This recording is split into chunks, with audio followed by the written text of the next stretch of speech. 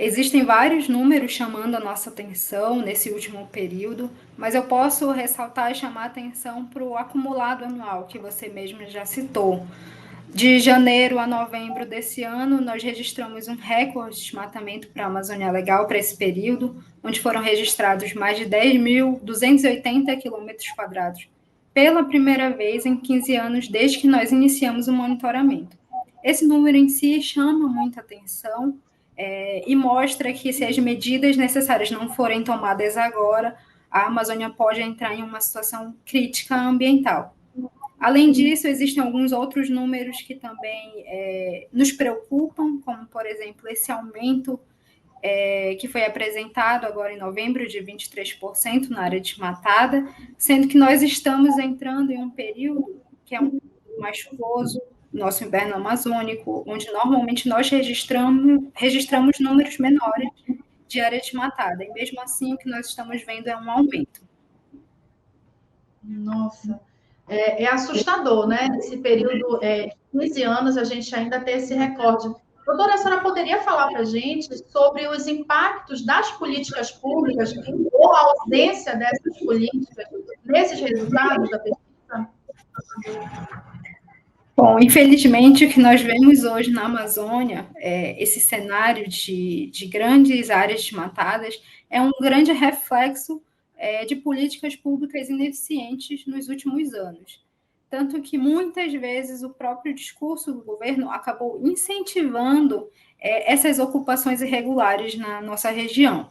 O que nós vimos foi um aumento de atividades ilegais, como o garimpo, inclusive no próprio estado do Pará, muito forte, e a grilagem de terras públicas, por muitas vezes, foi se dando de forma desenfreada durante o ano. Além disso, o que nós tivemos foi um grande desmonte de todo o aparato de fiscalização e dos órgãos ambientais durante o último governo. Então, tudo isso somado com esse enfraquecimento dos nossos sistemas, dos nossos órgãos ambientais, causou uma grande sensação de impunidade, que é o que a gente tem muito presente hoje, não só na Amazônia, como em algumas outras regiões, que é essa ideia de que esses criminosos não serão punidos pelos crimes ambientais que eles estão cometendo. A gente vem acompanhando, infelizmente, essa sucessão de casos, né, como a senhora mesmo citou, de desmonte de órgãos, entidades que seriam importantes nessa fiscalização e no ordenamento, né? Doutora, o que fez? A senhora já citou algumas questões, mas o Pará, ele entrou com um recorde, né? Mais um recorde nesse sentido.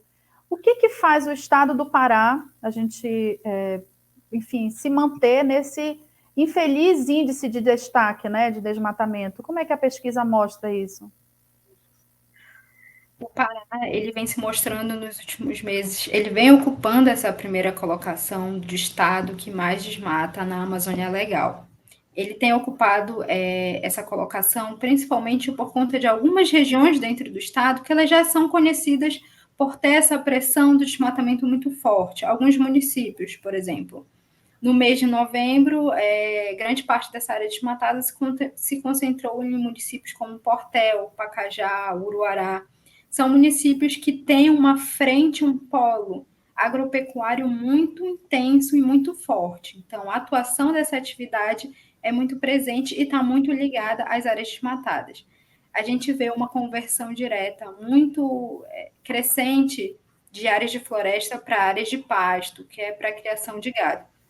Mas, infelizmente, esse desmatamento ele não está acontecendo só dentro de áreas privadas, ele também está ocorrendo dentro de áreas, inclusive, que são protegidas por lei, áreas de unidade de conservação, áreas terras indígenas homologadas. Então, inclusive, a unidade de conservação, que é a APA Triunfo do Xingu e a terra indígena Ptereua, que foram as mais desmatadas no mês de novembro, elas estão localizadas no estado do Pará. Nossa, isso é realmente um dado assustador. A gente lembrando que esse ano, na COP27, a gente teve um certo destaque no evento, né? O governador esteve presente.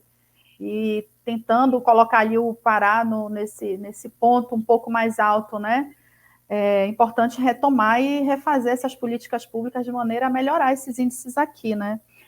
Doutora, e a senhora poderia falar para a gente sobre os prejuízos? A gente fala muito, a senhora citou que são áreas que estão em área de agricultura, né? A gente sabe que tem alguns manejos, né, da agricultura que ainda prejudicam essa questão. A senhora poderia falar um pouco mais sobre esses prejuízos que o desmatamento causa na região e de quebra para o país inteiro também, né?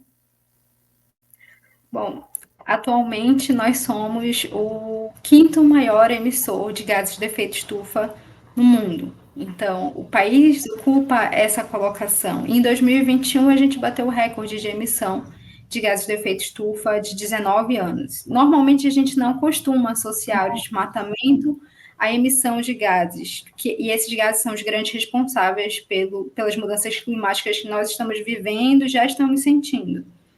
Então, o desmatamento está diretamente relacionado, tanto que o setor que mais teve impacto nessa emissão foi o setor de mudança do uso da terra, diretamente ligada, conectada ao desmatamento na Amazônia.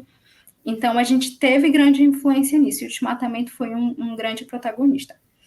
Essas emissões, elas interferem na vida de todo mundo, não só na vida da população amazônica, como acredito que muitas pessoas pensam, mas na vida de toda a população. As mudanças climáticas impactam em todas as regiões do mundo, e no Brasil a gente já sente alguns impactos dela. Chuvas intensas que causam alagamentos, secas muito severas que causam estiagens em várias regiões do país e acabam afetando, por exemplo, a própria produção agrícola, que vai nos prejudicar porque as perdas na produção geram um aumento no preço dos alimentos para todo mundo, além do fato de que o desmatamento ele também é um dos principais fatores para o baixo desenvolvimento social e econômico da região amazônica. Então, ele é um fator-chave ali para que a gente possa mudar toda essa realidade.